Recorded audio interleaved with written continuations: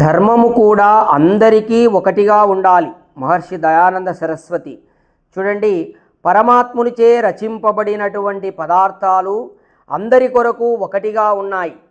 సూర్యుడు చంద్రుడు అందరికీ సమానమైన ప్రకాశాన్ని ఇస్తున్నాయి.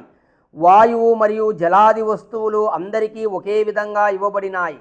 ఎలాగైతే ఆ పదార్థాలు ఈశ్వరునిచే ఇవ్వబడినాయో, సర్వప్రాణుల కొరకు ఒకటిగా ఉన్నాయో, అలాగే పరమేశ్వర ప్రసాదితమైనటువంటి ధర్మం కూడా మనుష్యుల కొరకు ఒకే ఒకటిగా ఉండాలి.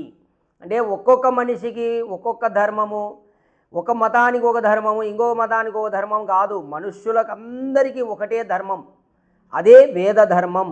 ఇదే పాటించాలి. ఆ ధర్మం అందరికీ ఒకటిగా ఉండాలి. నా ఇష్టం వచ్చినట్టు నా ధర్మం నేను పాటిస్తా, నీ ధర్మం నువ్వు పాటించుకో, అది ఉండదు.